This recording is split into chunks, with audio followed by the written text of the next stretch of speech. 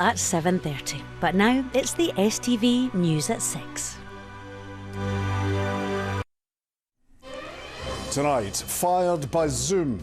800 workers at P&O find out they've been sacked on the spot and replaced by agency workers. Your employment is terminated with immediate effect on the grounds of redundancy. Your final day of employment is today. The ferry operator has suspended all services. Also making the headlines as COVID cases continue to rise, is the NHS facing its worst week since the beginning of the pandemic. We hear of the desperate measures some families are taking as they deal with the rising cost of living. And in sport, Rangers are in the Europa League action as they look to progress in Belgrade. I'm Kellyanne Woodland in Edinburgh. And I'm John McKay in Glasgow. This is the STV News at 6.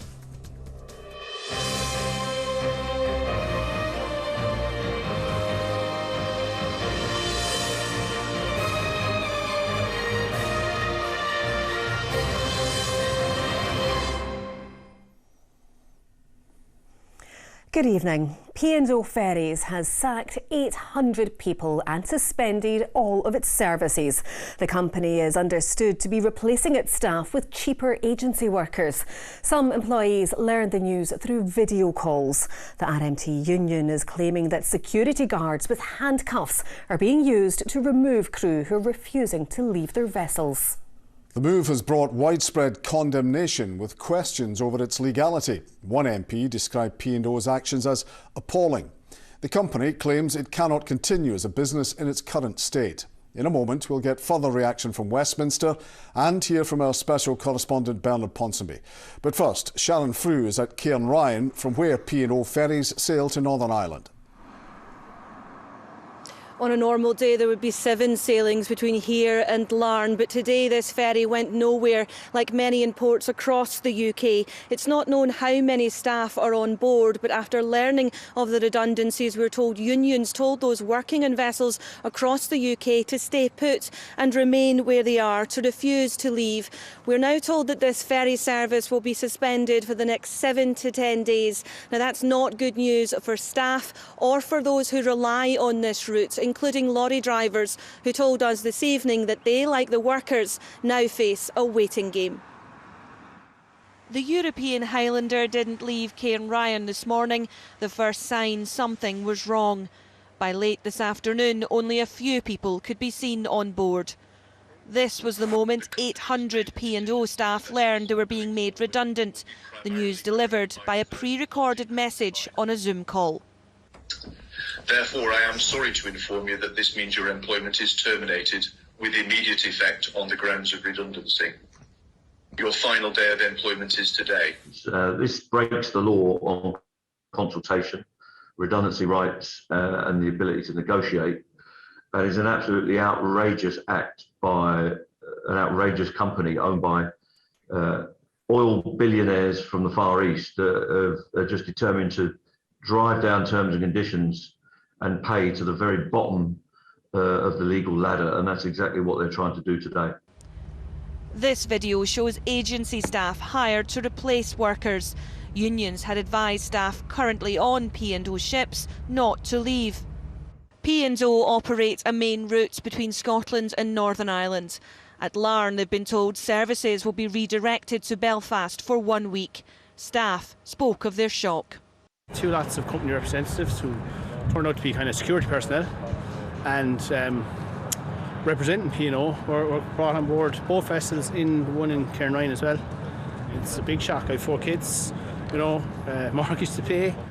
P&O say its survival is dependent on making swift and significant changes now. Without this move, it said, there is no future for P&O Ferries. Both the UK and Scottish governments are seeking urgent talks with the company. I think it's absolutely appalling. You know, in this day and age, for these employment practices to be used by any organisation, but particularly by a company which provide a vital route from Scotland to Larne, and for the local workers who work in that community, it's absolutely appalling that they've been treated in this way. And we as a government will work with the UK government and with trade unions and partners to ensure that staff get the support that they need. But ultimately, this didn't need to happen, and it shouldn't have happened. Passengers booked onto this morning's sailings to Northern Ireland were told to use the Stena Line service at Stranraer. Others stranded in Larne say they've had to pay an extra £200 to get home. We've had no communication whatsoever from P&O, not a dicky bird. We were supposed to be catching the 4 o'clock ferry from Larne, so obviously we'd be on our way to Larne at the moment. We've had no word from P&O to tell us anything. The only main activity at Cairnlarne earlier was lorry drivers collecting freight from the car park. They, like P&O staff, uncertain of the future of this vital route. Sharon Frew, STV News. Well, in the last hour, the issue was raised at Westminster. Let's cross to our correspondent, Catherine Sampson, for the very latest. Catherine. Yeah, look, unions are saying that this move is absolutely scandalous. They want intervention from government. And, there has been fury, really, from politicians of all parties. This afternoon, the First Minister tweeted that she has been in touch with the CEO of P&O and expressed her utter disgust. In the last hour here, the Shipping Minister confirmed to MPs that he's also spoken to them. They said to him they will be suspending these services for 7 to 10 days. You can expect disruption, including on that Larne to Cairn-Ryan route. Now, he also said he's asked his officials to review all government contracts with P&O Ferries, which is actually owned by a company based in Dubai, as he condemned their approach as completely unacceptable. I am extremely concerned and frankly angry at the way workers have been treated today by P&O.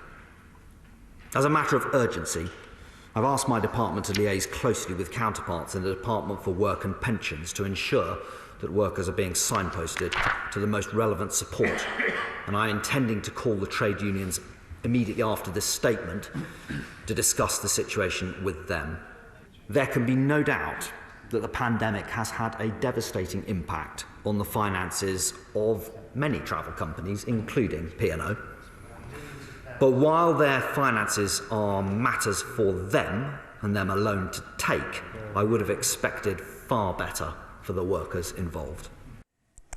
And Catherine, some more bad news about jobs today from the Department of Work and Pensions. Yeah, the DWP, which runs job centres, administers benefits like universal credit, they've announced they're going to be closing dozens of their back offices around the UK. Now, the sites earmarked for closure in Scotland, most of these, there's one in Stirling, in Falkirk, some in Glasgow, Dundee. In most of these sites, there's a situation where you can be transferred to a nearby hub, so it's more of a transferring of jobs. There are 2 though, Aberdeen and Kirkcaldy, where that alternative route is not going to be an option. The PCS Union in their briefing estimates around 165 jobs at risk between those 2. All right, Catherine from Westminster, thanks very much. To our special correspondent now. And Bernard, a lot of cross words today. It looks like this standoff between unions and P&O could be protracted. Oh, absolutely. And what we have tonight is workers having effectively a sit-in on those ships. A sit-in and a work-in was the tactics employed by the workers of Upper Clyde shipbuilders on this river in 1971, and it forced a U-turn by Ted Heath's Conservative government. But as we've been hearing, cross-party anger. Why? Because there are employment laws in the United Kingdom which set out a statutory framework for employers consulting trade unions when employers want to take decisions of this kind. It doesn't appear that that has been followed, and therefore I would not be at all surprised if the unions go to the law courts in order to seek some sort of redress. Anger too, because P&O have taken quite a lot of public money in recent time. During the COVID pandemic, they took a lot of furlough money. And as we've been hearing earlier in the programme, the parent company which owns P&O, based in Dubai, it's not exactly short of cash, and indeed it pays tens of millions of pounds every year to shareholders. So for that reason, this issue is going to run and run in the weeks ahead. Bernard, thank you.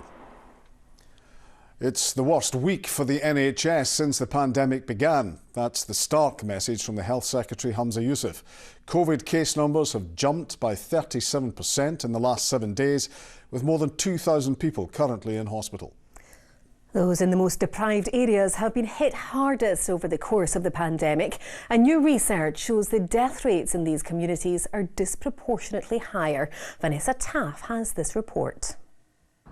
COVID has always hit those with underlying health problems hardest. In one of Glasgow's largest peripheral areas with higher rates of diabetes, blood pressure and obesity, it's had a devastating impact. 20% of this Easter House GP's patients are still unvaccinated. She knows the complications of COVID here.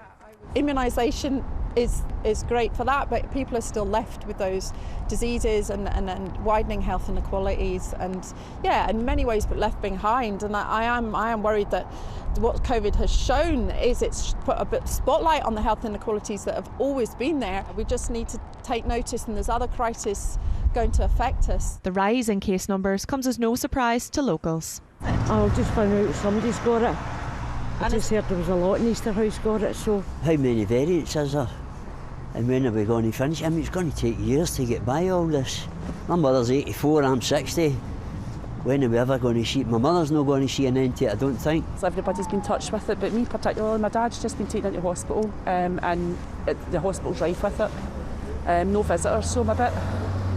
Over the course of this pandemic, the COVID death rate here in Easter House has been 72% higher than other areas across Scotland. Now, 9,000 households needed help accessing essentials and financial support. But on average, the good years of health men will have here just 50 years, and for women, it's 53 years. In Holyrood, the Health Secretary said the current spike in COVID cases is causing fresh pressure for the health service. In the conversations that I've had in the course of this week with health boards and my officials have had this week, many of the health boards are giving us the consistent message that they feel like this week is probably the toughest week that they've faced in the course of the pandemic. Last week, almost 5,500 NHS staff members were off because of COVID. Greater Glasgow and Clyde Health Board is reinstating visiting restrictions at some wards at the Royal Alexandra Hospital in Paisley and at Glasgow's Royal Infirmary. More than 650 people are being treated for the virus at the sites. Health experts hope this will be the peak of the spike and that numbers will fall in a similar pattern to countries like Northern Ireland and Denmark. Vanessa Taff, STV News. Well, our political editor Colin McKay has been taking a closer look at the figures. Colin, should we be concerned? Absolutely. Looking at all the health boards in Scotland, they're all more or less at the highest level of COVID patient occupancy that they've been throughout this pandemic. 2,038 people in hospital with COVID overnight. That's the second highest it's been in the last couple of years in Scotland. Now, at the COVID Recovery Committee this morning, you heard the Health Secretary, but also the Deputy First Minister, John Swinney, said that the NHS in Scotland had come closer than ever to being overrun during Omicron throughout this whole 2-year period. So he knows that it's a risk, scrapping most of the remaining restrictions on Monday. Now, if you look at schools, it's going up again in schools. 32,500 kids off sick on Tuesday. Last year, 1 million pupil school days were lost to COVID. And if you go back to Easter House, much worse in most deprived areas of Scotland like that than it is in the least deprived, twice as bad in those areas. So given what we've seen over the last 2 years, for the Health Secretary to say that this could be the worst week ever for the NHS in Scotland is really quite something. Right, Colin, from the Scottish Parliament, thanks very much. Ukrainians living in Scotland have called for stronger military support for their country against the Russian invasion. At a rally in Edinburgh attended by politicians from all the main parties, speakers demanded action rather than just words. It comes amid intensive bombing of the Ukrainian city of Mariupol, including a theatre where civilians were sheltering. Here's our senior reporter, Gordon Cree. A traditional Ukrainian song outside Parliament, watched by a cross-party group who came from inside it. But there's now a change in the tune they're hearing. No longer are these events simply about solidarity, but a clear message: more has to be done. For Allah, that could mean returning to Ukraine and getting directly involved. Lots of volunteering people. I would like to be one of them. If there is a chance, I might step and to be there in person to protect my own homeland. If not, I will continue to do here to let people know the truth. So you're saying you're considering going out there to fight? I'm still thinking if there is going to be getting anyhow worse, I have no choice to go and to protect my homeland. The pictures from the southeastern city of Mariupol only add to that sense of urgency. A theatre being used as a shelter was bombed. Up to 1,000 people were in the basement, which fortunately seems intact. The shelling continues.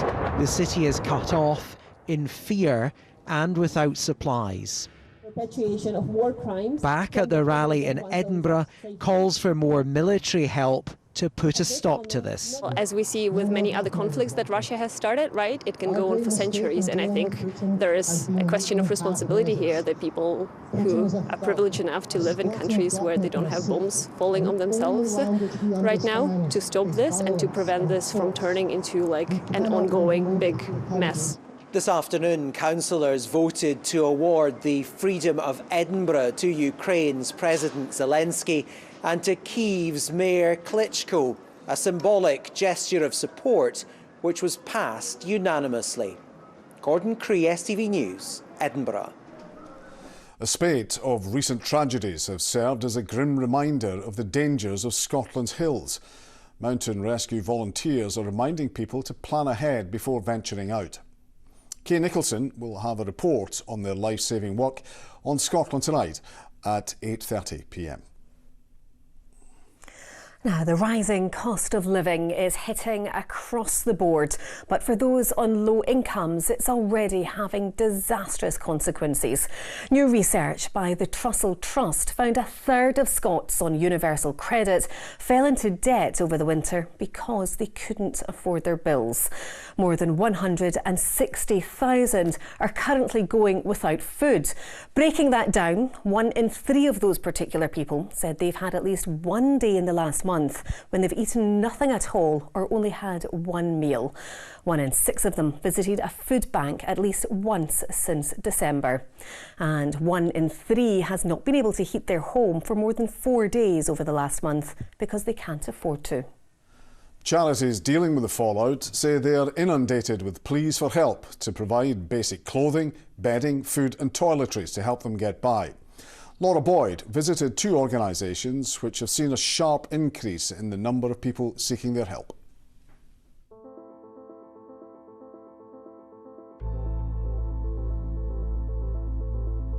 The family are experiencing severe anxiety around the cost of fuel to the point that they've turned everything off.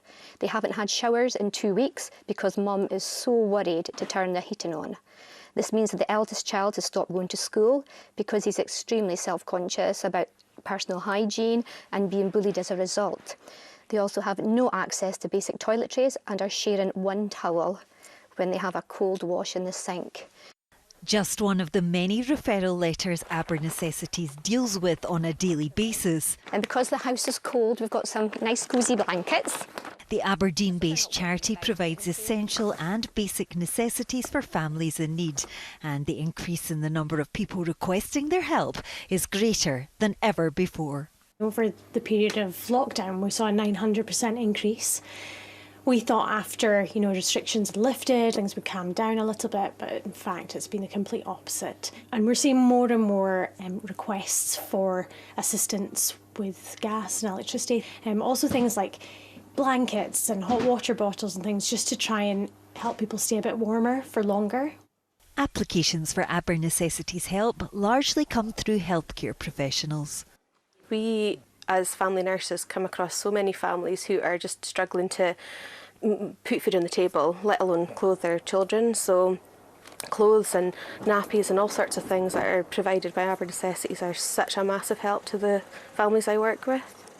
My family nurse told me about them when I was struggling for money before my son was born, just to get some stuff that I couldn't buy for him.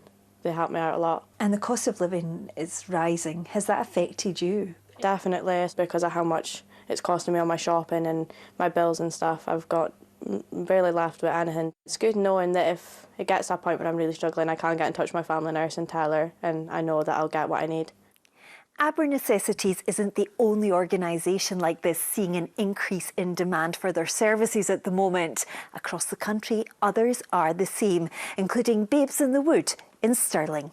We know from our community partnerships that a lot of the times these referrals are going out to families where there are two parents are working, but with the sharp cost of living rises that we're seeing, they're just needing a wee bit of extra help, whether it is for toys, clothes or equipment.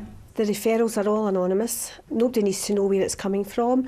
It's very confidential, but it's a support to the families when we take the items to them. Babes in the Wood relies on donations of items and money from the public, but it also has a shop which sells pre-loved goods and helps fund their work. So we use Babes in the Wood because it supports all your local families, but also when we come in, we can pick up amazing bargains as well. We're certainly seeing a higher footfall. Potentially it's families who haven't needed to shop from a pre-loved store in the past are now looking at that as a potential option just to help them to meet the needs of their children, but in a more financially viable way. Both Babes in the Wood and Aber Necessities are preparing for their toughest months yet, as the increasing cost of fuel, heating and everyday essentials will see more turn to them for help. And that's heartbreaking. In this sector, in the third sector, you don't want to be busy. You don't want to see a rise in applications or a rise in people needing your services, but that's exactly what we're seeing. It can be quite a confronting position to be in when we're working to provide these packs day in, day out, but what we choose to focus on is that when there is a need, we're able to meet it. Laura Boyd, STV News. Other stories across the west. A large fire that devastated a former hospital in Paisley was caused by reckless behaviour, according to police. Firefighters were called to the blaze at the Old Royal Alexandra Infirmary just before 8 o'clock last night. They were still at the scene this morning. There were no reports of any casualties. Electric vehicle drivers will be able to boost their batteries at more spots in Glasgow after the City Council announced a further 164 stations will be installed. Funding is coming from the Scottish Government and will add to the 268 charging points already in use across the city. Well, Rangers have already kicked off in Europe, so straight to Raman with the sport.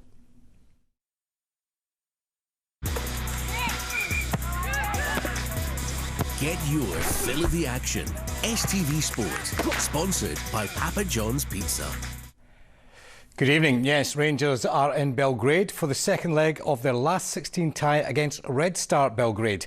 Giovanni Van Bronckhorst's side hold a 3-0 advantage from the first leg as they aim to secure a place in the quarter-finals of the Europa League. Ronnie Charters reports. For me tonight, folks, it's still 1-0 to Red Star Belgrade in Belgrade. Rangers hold a 3-1 advantage in the tie. The draw for the quarter-finals is tomorrow. Get your fill of the action. STV Sport, sponsored by Papa John's Pizza. Joe Farrow has the weather and it's beginning to look good. Hello, there's going to be a lot of fine and settled weather over the next few days. And as the breeze comes around towards the south and some sunshine by Saturday, we'll see temperatures well up into the teens. Let's have a look at that forecast. Today's outlook is becoming more and more unsettled.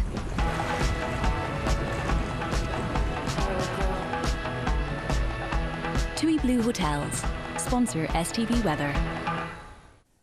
Hello, we saw some clear blue skies and sunshine today until the bands of heavy showers worked their way in from the west. And those showers continue to push their way across Scotland as we go through this evening, but pressure is rising. So tonight the showers will fade, we'll see the winds easing off, and as it becomes clear and also dry, the temperatures fall away. So down to around freezing, and there will be a widespread frost as we head into Friday. Temperatures through the central belt around 2 or 3 Celsius, but more rural spots will fall down below freezing. So it means a chilly start on Friday, but again, we've got the blue skies and also the sunshine. So fine and dry, and that weather will last even as we go into the weekend. After the sunny start, there will be a bit more high cloud edging its way in from the west as we go through the day, so the sunshine turning more milky, but it stays dry, and with a light southerly wind, we'll see temperatures around 12 or 13 Celsius. So high pressures nearby for the weekend. That means settled, dry weather, plenty of sunshine and feeling much warmer, particularly for Glasgow, up to around 17 Celsius. One or two spots may reach 18 across western areas. A little bit cooler though across the east coast. But this fine, dry and bright weather will last even as we go into Sunday, with perhaps a bit more cloud. TUI Blue Hotels. Sponsor STV Weather. Some breaking news. The Home Secretary Priti Patel has released a statement to say the Dnipro orphans will be allowed into the UK. Efforts to ensure their swift arrival are underway. We're back again tomorrow at 6. Join us then if you can. We'll see you later. Good night.